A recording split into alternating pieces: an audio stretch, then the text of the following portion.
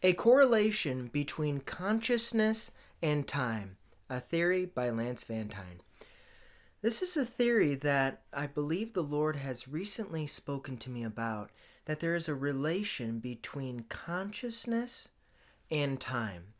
So, for example, when we look at how we respond to certain things and how we go about our day, when we're having more fun, time seems to go by very quickly. But when we're bored, time seems to be very slow. Now, when we look at God, we know that a day is as 1,000 years, and 1,000 years is as a single day for God. 2 Peter 3:8. So, if God is an unembodied mind and He is consciousness, and He's the one who has given us independent consciousness, from the standpoint of, we know that God is spirit, John 4:24, and those who worship Him must worship Him in spirit and truth. We are spiritual beings, and we ourselves have a spirit as well. So God is the basis of spirit, but we each have individual spirits. Likewise, God is consciousness, but He has given us each individualized, an individualized consciousness. So the correlation is that time seems to move fast or slow based upon our level of consciousness and what we are doing and partaking in.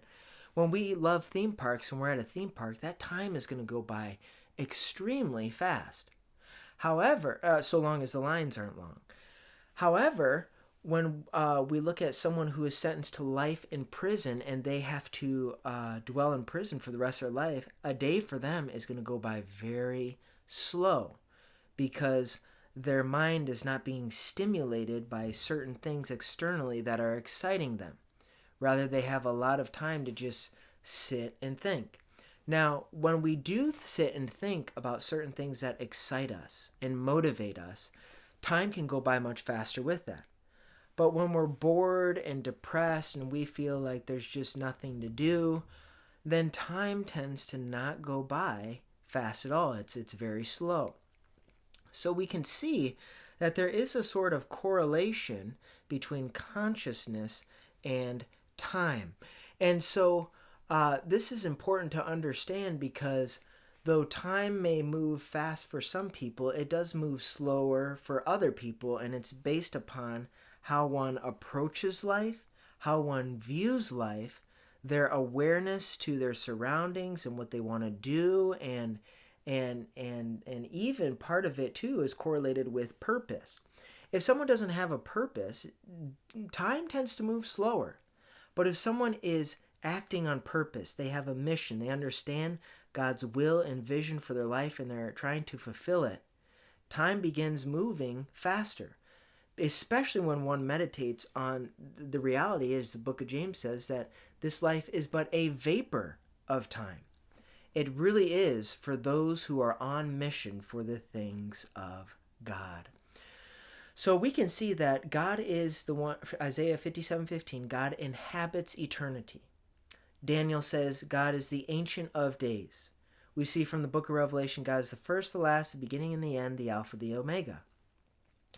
And since these are all realities, and God inhabits eternity, His consciousness, though He inhabits eternity inhabits His supra-eternality, which we have covered in other videos.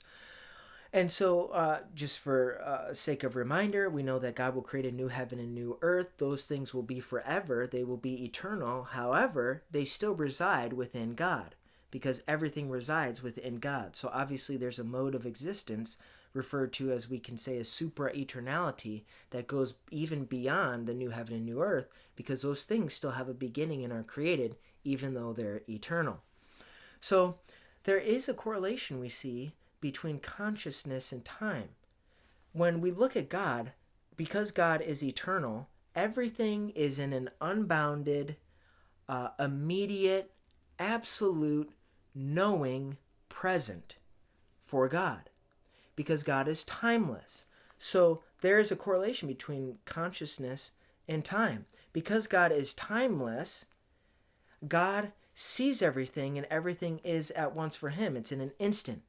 It's fast. It's less than a snap of a finger.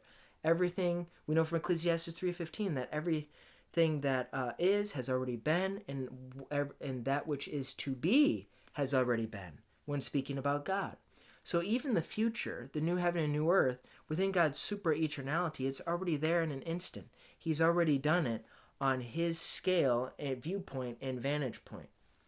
So when we understand that God's consciousness is correlated to His eternality, and His eternality is timeless, and everything is all of a sudden present, it's a forever, instant, absolute present, then there is a speed between consciousness and time there, because there's no time and God knows everything at once.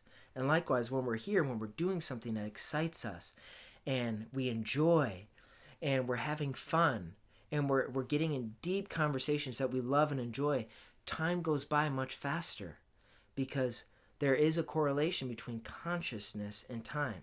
But if we're sitting in our room bored and we're feeling down and we're just laying in bed, or we're someone who's maybe in prison, sentenced for life, and we don't really get activity with other people, and we can only come out at a certain time, and those sort of things, time moves much slower.